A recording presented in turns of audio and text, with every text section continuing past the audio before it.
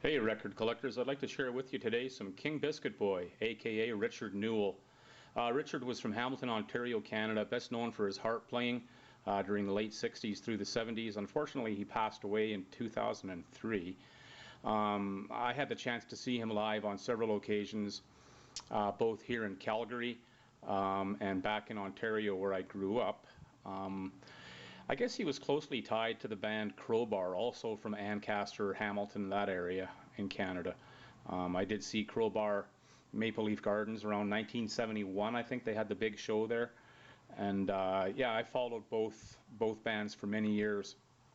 Kelly Fordham, who was the keyboard piano player with Crowbar, lived in Calgary for a while, and we were kind of neighbors. He used to host jams at the Shamrock Hotel in Calgary, and I frequented there quite a bit a few years back.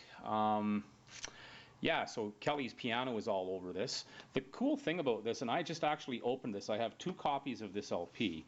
This one here was still sealed, and I thought, you know what, I'm going to use my open copy, and it's still in really good shape, but I was just curious, and you know, I didn't even know that I had this still. I thought it was opened. When I actually pulled the poly bag, removed it from the poly bag, I discovered it was still sealed. And you know, I don't like leaving things sealed for too long, although it's probably been sitting in a box in my collection for the better part of 30 years. I thought I would crack it open, and it's pristine, so I'm going to use that for the video here. The cool thing about this is it came in a burlap bag, kind of a gimmick cover even with a drawstring on it. And there were a few other gimmicky kind of covers like this. The first that comes to mind was the Jefferson Airplane Bark album in that brown paper bag. And this is really some cool boogie blues. The band Crowbar plays here, they back him. Yeah, really cool. And I mean, after this, there was a few other Canadian bands that kind of employed the same kind of boogie style blues. You had Downchild Blues Band, you had Powder Blues, Doug and the Slugs, and these guys were one of the earliest. And I guess Downchild were in there too, in the very early 70s. So here's some of the tracks. I'm going to go to the second side. It was always my favorite side. I'm going to play the opening three cuts. And Ranky Tanky, which is a Richard Newell composition, I believe, King Biscuit Boy. 29 Ways to My Baby's Back Door is a Willie Dixon number. And I'm going to follow it with Bald-Headed Rumba Boogie. So this is the US pressing on Paramount. The Canadian counterpart would have been released on Daffodil, and sadly I parted with my Daffodil copy many years ago, probably in the late 70s, kicking myself in the butt because now whenever I do see it, it doesn't have the burlap bag or it's trashed. But nevertheless, it's great to have this. What else can I tell you about these guys? About Richard? Just a great harp player, and it was a big loss to the Canadian music industry and just to everybody, friends, family, I'm sure. He died quite young, and he was an awesome performer. Just a great guy too, and I actually had a couple of beer with him on one occasion, and yeah, really, he's just a blues connoisseur. The guy knows everything about blues, and as a matter of fact, his name King Biscuit Boy is taken from the American radio program. I think its inception was back in the early 1940s, the King Biscuit Flower Hour, and that show ran right through for many years, but in its early days it was blues, so that's kind of where he took his moniker, his name. So there you see Love Productions, and that was Daffodil affiliation. Now, if I look at the credits here, you will see a lot of Crowbar people. There's Kelly J, also Terry Brown, and I mentioned Terry Brown in a few other videos. He's best known for working with Rush, I guess. Rush, Max Webster, countless other bands as well. So this says it was recorded at Toronto Sound Studios between June 1970 and August 1971. And he does a few originals and a few covers, but for the most part they appear to be originals. Here's a Dr. John composition down here, and Willie Dixon. So yeah, the jacket design itself, other than the burlap bag, it's just very generic raw cardboard. You can even see the grain in there still. No dye, just the stencil or whatever on top here. It is a gatefold, just a single sheet cardboard, heavy cardboard, with a little pocket in which the LP is situated. This is my old copy, and I kind of like the antique look to it with the yellowing around the edges, as opposed to the newer one that I just opened. That's pristine, but it's still really cool. Yeah, I wish I would have had this autographed. You know, out of all the times that I'd seen Richard, it never dawned on me to have him sign my records. Anyways, I'll show you the labels here. So as you can see, it's just a very standard Paramount label from that era, early 70s. Many would be familiar with that label design. US pressing. I'll throw the clamp on here. We'll get the show on the road. Give it some power.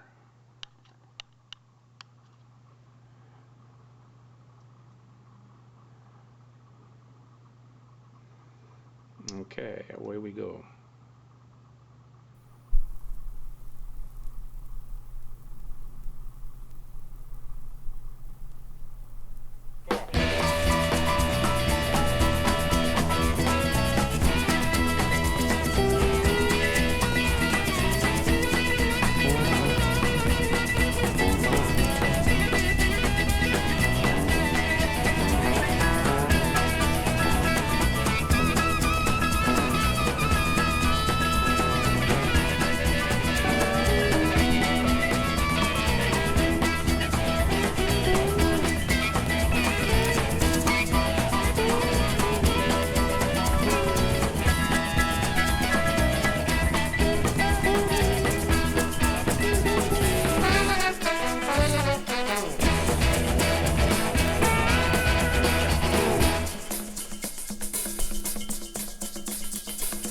There was an old lady from Booster.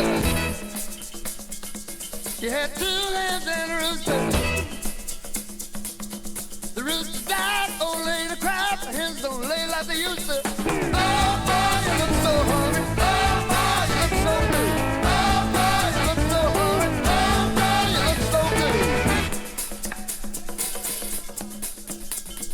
I know a young lady named Sue. Rooster died too. She didn't cry, she didn't sigh. She made her a pot of stew. Oh boy, you look so hungry. Oh boy, you look so good. Oh boy, you look so hungry. Oh boy, you look so good. Kitchen cooking beans, pipes on the ocean in a submarine. Who can tell where I've been gone? A little bit of boy with a damn me on.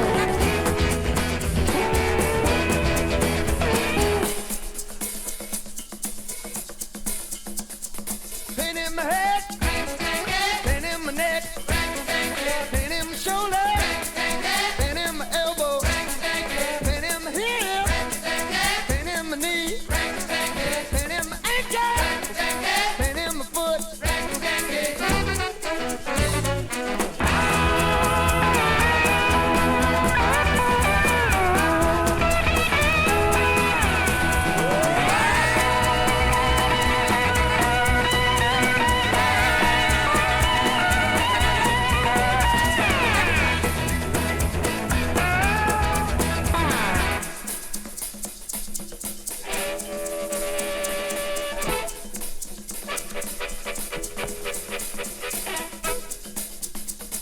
There was an old lady from Booster. Can't tell the news like she used to. No, man, she can't tell the news like she used to.